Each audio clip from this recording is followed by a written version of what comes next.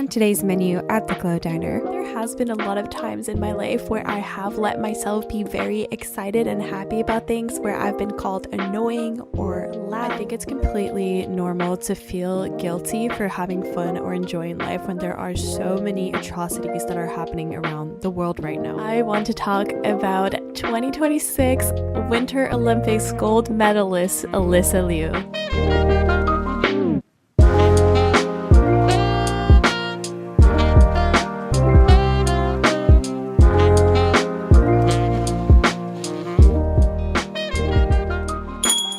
Ladies, and welcome back to the Glow Diner. My name is Virginia. I'm going to be your host, waitress, and cook for this episode. And today's special is all about the psychology behind joy and happiness. This is a combo episode, which means that all of the information, tips, and advice that I'm sharing today is backed up by science. So if you're interested in learning more about the recipes, so articles, studies, books, research that I mentioned in this episode, all of the links are going to be in the show notes so you can read up some more on it. Before we dive into today's topic, I do want to talk about feeling joy and happiness in the world that we currently live in. I think it's completely normal to feel guilty for having fun or enjoying life when there are so many atrocities that are happening around the world right now. And there's this incredible quote by Dan Savage that you may have heard before, but it goes, "During the darkest days of the AIDS crisis, we buried our friends in the morning, we protested in the afternoon, and we danced all night. And it was the dance that kept us in the fight because it was the dance we were fighting for." And I think that quote really goes to show that in a world that's often marked by adversity and division, finding joy can feel like an act of defiance. And there's a quote by Michelle Obama that says that joy has always been a form of resistance. I think one of the greatest and most recent example of that is Bad Bunny's SuperBowl halftime show. So Bad Bunny spent weeks, if not months, getting so much hate from people who had something against him being the halftime show performer, even to a point where he was getting death threats. And I don't know if this was actually 100% confirmed and verified, but there was talks of him wearing a bulletproof vest at the Grammys because they were afraid that something could potentially happen to him. And despite all of this, when he received the Album of the Year Grammy for Debí Tirar Más Fotos, he made his entire speech about how the only thing more powerful than hate is love. And then for the Super Bowl halftime show, he decided to put on the most joyful, loving celebration of his culture. And that led to people who were hating being even more miserable because now they were denying themselves joy. And then they're openly admitting that something so positive brings out negative feelings for them. And all these groups of people that have really ill intentions, they hate it that we're happy. So let's shove it in their face. With all this being said, I want you to know that you deserve to feel joy. And you can only truly and fully help others when you're at your best and help yourself first. So thank you for letting me go into this little tangent. It's really important to me that anyone who listens to this podcast or consumes my content never questions where I stand, because it would be insanely embarrassing to be mistaken as otherwise. Our first item on the menu today is the difference between joy and happiness. So happiness is something that we've been made to believe that we have to chase, but it's very circumstantial. So for example, good things happen and we're happy. A lot of the things that I've learned about happiness and well-being are from the Happiness Lab podcast by Dr. Laurie Santos and her online course by Yale University, The Science of Well-being. That class is actually free to take online if you're not doing it for a credential, so I'm going to leave a link below. But there's quite a few things that I'm going to talk about today that are from the podcast or from the course, so I just wanted to give full credit there. It is also my all-time favorite podcast, so whenever I get the chance to plug it, I do. And she has an episode on almost any subject you can think of, so I do really recommend checking it out. But today's first recipe is titled The ABC Model of Happiness, which is a research paper that was published back in 2022. In that paper, they explain that happiness is a feeling rooted in the brain's reward systems. So they argue that happiness is not just a thought or feeling or judgment, it's an emotional experience linked to activity in the brain's motivational and reward systems. And those systems all evolved to guide behavior that supports survival and reproduction. But what's most interesting is that they divide happiness into three distinct types, type A, B, and C. So type A is the wanting, approach, pleasure. So that's associated with anticipation anticipation and pursuit of reward. So that's most common in really young people. Then B is avoiding, escape, or relief. So it's mostly linked to stress response and coping with negative states. So that's more present in midlife. And then finally, C is non-wanting, satisfaction, and inner peace. So this one's a deeper, more content trait associated with acceptance and calm, mostly seen in older adults. So the model suggests that as people age and gain experience, the dominant mode of happiness tends to shift along this spectrum. And the paper describes it as kind of a U-shaped pattern where life satisfaction dips in early middle adulthood due to mostly stress and responsibility and then rises again in later years. And this is something that has been seen in other research and is sometimes called the satisfaction paradox. So that's when older adults often report greater contentment even despite physical decline or loss. And what research most commonly associate with joy is that one last type that we just discussed. Joy and happiness are not exactly the same thing. You can feel joy and happiness at the same time, so they do overlap, but it is not a perfect circle. Joy is actually deeper than that. You can feel joy even when feeling pain and suffering, when you find meaning and purpose from that pain and suffering, so you embrace it. So it does sound very similar to that third type that we talked about earlier, which is a deeper, more content state associated with acceptance that we see in older adults. Joy is really more all about the mindset and is very often seen as a choice. And in order to discuss this, I want to talk about 2026 Winter Olympics gold medalist Alyssa Liu. Alyssa is a very good example of an incredibly joyful mindset. She was giving an interview where she said that, and I quote, "I don't think anything is going to be hard, you know. It's like, what is there to lose? Every second you're there, you're gaining something. There's nothing to be lost." You know what I'm saying? Like, nothing to compare about. I can't think of anything that I would find stressful or anything that could bring me down. So that just goes to show that she went into the Olympics having the mindset of whether she wins or loses, whether she comes back with a medal or with a lesson learned, she was always going to be completely immersed in the joy and feeling that she got from simply having the opportunity to do what she loved in that moment. So for those of you who have a different algorithm than I do and haven't seen Alyssa's routines, either her gold medal one or the one to stateside that she did at the gala, I highly recommend that you go and watch them and also watch her receive her gold medal. It is so incredibly heartwarming. I am watching this girl and I am smiling as big as ever because I am just so happy for her. The picture of her jumping on the podium,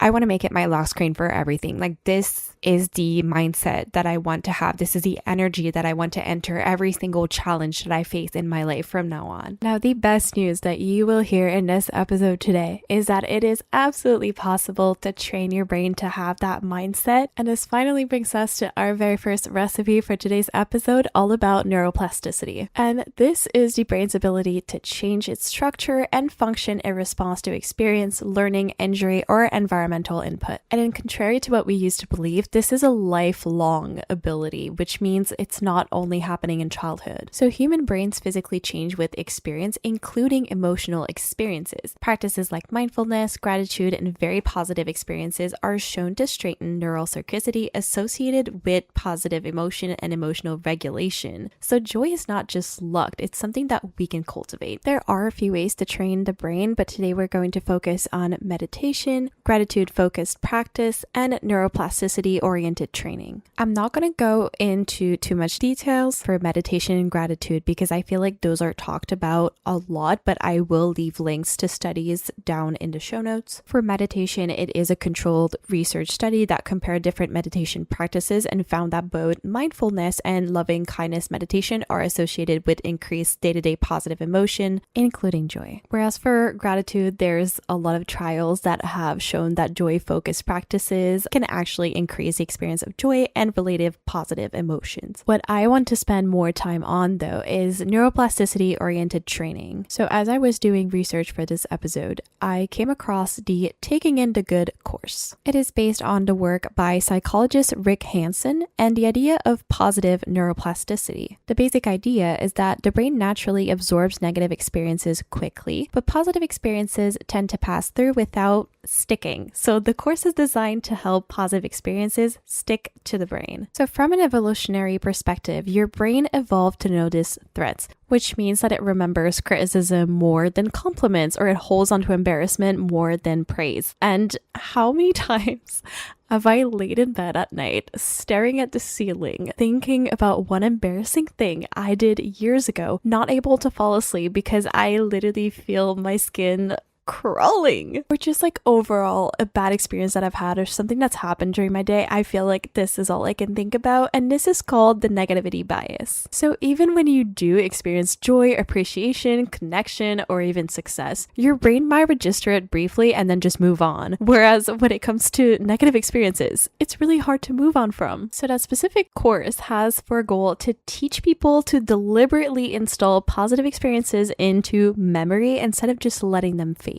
So here's what they're telling us to do. Whenever something positive happens, even if it's something very small, you 1, notice it. Then 2, you stay with it for 10 to 20 seconds. So if you've just had a good conversation, you finished a task, or you're even just enjoying some sunlight on your face, instead of immediately moving on, you let yourself feel it. The third step is to really feel it in your body. So trying to figure out exactly where you notice the feeling and what it is, if it's a feeling of warmth, lightness, or calm. And then 4 is to let it sink in. So imagine the experience absorbing into you, like water into a sponge. Okay, my Glow regulars, for the first time ever, I'm going to serve you with a little takeout meal that you can bring home. We are going to try this exercise right now, and then I want you to try to do it at least 5 times within the next week, okay? So let's take a few seconds to notice something enjoyable right now. It can either be a conversation you've had today, something you've accomplished, even just right now, maybe you're really enjoying your time. I don't know if you're walking on the treadmill, cleaning, sitting down, listening to this podcast, whatever it is, I want you to just notice something really good that's happening right now. And we are going to stay with it for 10 to 20 seconds.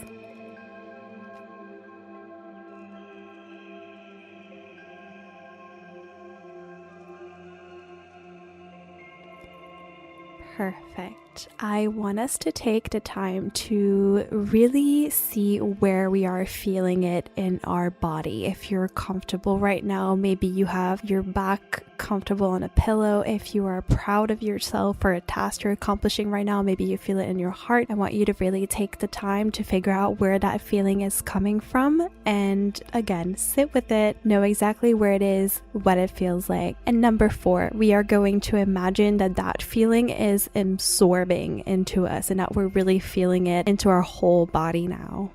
And that's it. So as you can see, this was very quick and easy to do. And something I really like about it is that it doesn't feel like toxic positivity where we're forcing ourselves to be happy about something that we're not happy about. We're just noticing something that we enjoy and we're taking the time to actually enjoying it. We're not pretending that everything is perfect. We're just extending the experience slightly so the brain encodes it more deeply. Now, the reason why I'm encouraging you to find 5 other times this week where you can do this exercise is because repeated experiences straighten neural pathways. So if you briefly notice positive moments, you get a weak encoding, whereas if you're repeatedly savoring positive moments, you get a stronger encoding, and over time, your brain becomes more responsive to positive experiences. The baseline mood can gradually shift, and in the studies that they've done about the course, people were reporting more joy, contentment, and resilience. I now want to talk about the upward spiral, and unfortunately, I think most of us are more familiar with the downward spiral. And this is a concept where we feel like if one thing falls apart in your life, everything in every other aspect just kind of falls apart along with it, and then it feels like you can never get back up. You end up stuck in a loop where you're feeling lost, you're suppressing your emotions, and then you're feeling shame and guilt, which leads you to again feeling lost and then again suppressing emotions, and it just never stops. Well, the upward spiral is kind of exactly the opposite. and this is by the book The Happiness Advantage by Shawn Achor. So the concept is that positive emotions don't just feel good, they also lead to more positive emotions and outcomes over time. There's a model by Frederickson's called the broaden and build model, and it shows that positive emotions broaden cognition and build long-term resources like resilience, social connection,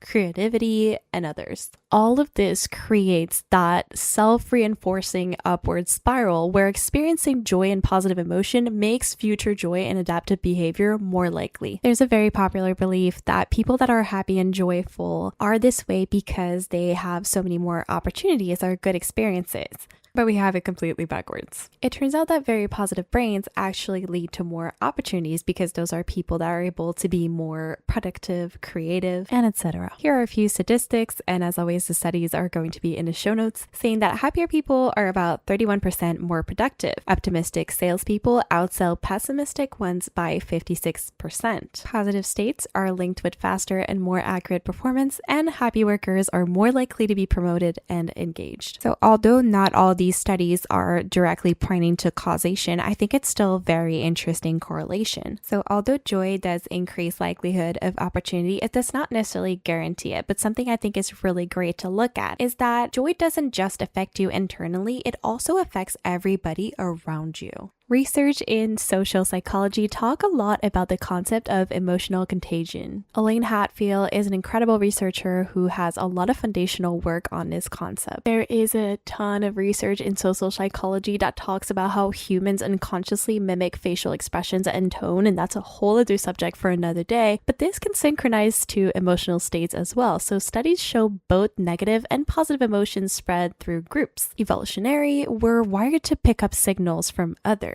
So if you are somebody who is genuinely joyful and more positive, people around you will start feeling that joyfulness and happiness for themselves. I'm going to serve you a little slice of my own life experience here because during COVID, I was working in healthcare. So I was definitely not in the most positive, enjoyable work environment for very obvious reasons. But it was always really important to me to come to patients with the biggest smile on my face and as much positive thinking as I could because I knew about that whole emotional contagion thing. And I always told myself that if I could get somebody to smile, if I could get somebody to be happy for even just 5 minutes during that day in a situation that was already really tough and negative to start with, then I was doing a better job than what I was asked to do, you know? And that actually led to a lot of patients asking for me specifically to do their care or asking for me to come by their room and talk with them and have a chat. And that really goes to show that when you're somebody that approaches every situation with a very positive mindset and a big smile, people around you are feeling the same way. And they're going to want to be around you more because they're going to want to feel that way more. So being positive and being happy is not only good for yourself, it's good for the people around you. And it also allows you to have that extra connection with people, and people will really start craving your presence and wanting to be around you more, and that's a good thing. I want to thank you so much for listening up to this point. I gotta run to the kitchen real quick, but I will be right back with you here at the Glow Diner. Okay, the next topic we will be tasting today is something that I learned from my father back in my childhood, and I just recently found out that it was actually psychologically proven, which was really exciting for me. When I was younger, I used to do a lot of stage singing or dancing competitions, and I used to get very anxious. And I remember my dad used to always tell me, "You're not anxious, you're just excited." You need to take that anxiety and change it into excitement and be excited about what you're about to experience. And now I'm just finding out that there's this idea in psychology that your brain cannot very clearly differentiate anxiety and excitement. Physiologically, they have very similar markers like increased heart rate, sweaty palms, heightened alertness. And the only difference between the two of them is the cognitive interpretation, and that comes from appraisal theory, which is a branch of classic arousal theory research like the work of Stanley Schachter. And research actually does show that reframing arousal as excitement can improve performance in stressful tasks. Now, this is very nuanced because it works best in moderate stress situations. It's not a cure for anxiety disorder, obviously, and it's a cognitive shift, not an emotional suppression. But my dad was is definitely onto something here. And if we are open to the idea that interpretation shapes emotional experience, it really reinforces the idea that joy is partly a mindset. So bringing it all together, neuroplasticity shows to us that the brain is plastic and we can train it to think differently or feel differently about different situations.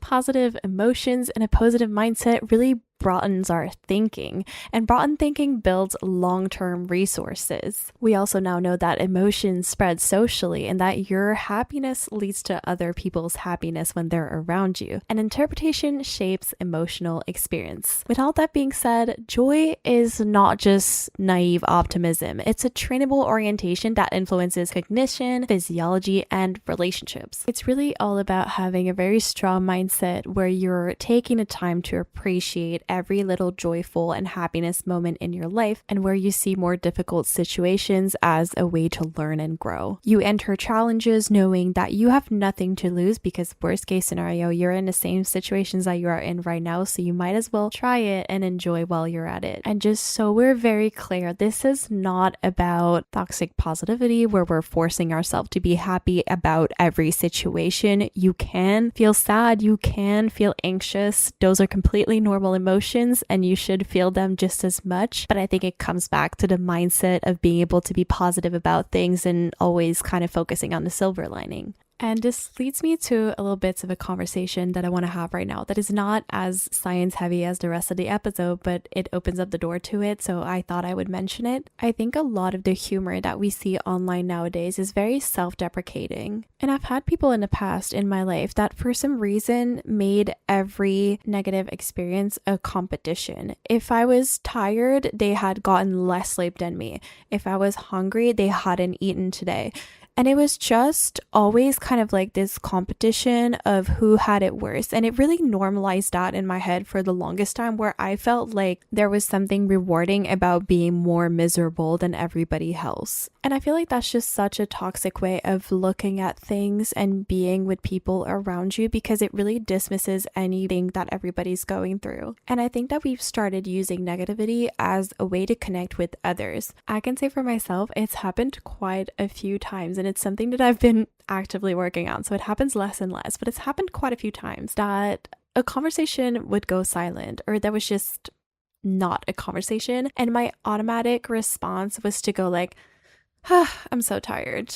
And I realized that there was a lot of times that I wasn't even really feeling tired. I just knew that it was something that the person that I was with would relate to, and it would be a way to connect, if that makes sense. But I started feeling like constantly talking negatively about things like that were not even necessarily true was kind of affecting me in a way. So I've started working on really not doing that anymore, especially when I'm not even feeling it for real. So yeah, I think I'm definitely making it a goal this year to be more positive and to think about things more positively and go into it with a mindset like my queen Alyssa Liu, and not be ashamed of my joy. I think there has been a lot of times in my life where I have let myself be very excited and happy about things, where I've been called annoying or loud. And I think it is something that a lot of women have to deal with, where we feel like we have to be more calm and posed with our happiness or our whimsy. But everything I've learned when researching from this podcast episode solidifies that I need to let myself to be happy and a joyful person, because it has too many advantages for me to tone myself down. So here's what you should savor from today's episode. Let yourself be happy. Take the time to savor the happy moments and the good situations. Let your joy show and shine, and approach every challenges with the idea you gain so much more from enjoying what you're doing than you could ever from succeeding or losing. So if you enjoyed today's episode, be sure to follow, subscribe, rate, and review whichever platform you're on. Do what they're allowing you to do, so I know that you've enjoyed it, and so more girlies can find a pod and become Glow regulars. Next episode, there is going to to be a very special segment that I'm currently working on, and it's going to be delivery orders where I take in listener write-ins. So make sure you follow the pod on socials. All the links are in the description, but they're mostly all at the Glow Diner so that you can send in questions, listener write-ins, comments on whatever the next subject of the episode is going to be. So I really hope that today's special hit the spot, and as always, this one's on me.